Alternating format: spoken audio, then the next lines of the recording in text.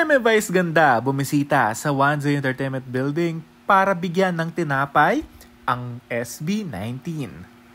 Sinurpresa tayo ng Star Cinema dahil dito sa pa-video na ito mukhang may aabangan tayo sa SB19 care of Meme Vice Ganda. Mukhang vlog ito soon kaya naman watch out for it. Napaka-cute naman na kumukuha sila ng tinapay, no? Parang merienda time at kulang na lang kape o chocolate, hot chocolate, 'di ba? At happy tayo kasi ang OST ng pelikula ni Meme Vice Ganda na And the Breadwinner Is ay ang mapa ng SB19. Napakagandang kwento ng pelikulang pagsasamahan ni na Vice Ganda, ni na Gladys Reyes, Kokoy De Santos, at marami pang iba. This coming December 25.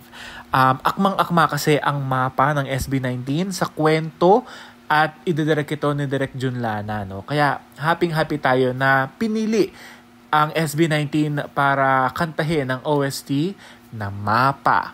Napakagandang kanta. Kahit ako, kapag kinakanta ko yun or pinapakinggan ko, grabe din talaga yung parang emotional ka because the song is, talks about our parents. Diba? Na pahinga muna kasi nga, napakalaki din ang sakripisyo nila. Lalo na nung bata pa lang tayo, 'di ba? Talagang sila lang talaga ang nag-aaruga sa atin 100%. And now, meron tayong aabangan na pelikula, kaya unahin natin ang Metro Manila Film Festival entry ng Star Cinema na And the Breadwinner Is dahil kasama ang SB19 para doon dahil sila nga ang OST nito. I'm sure na merong iyakan o emotional moment sa vlog ni Meme Vice Ganda dahil syempre ang pagiging breadwinner hindi basta-basta yan.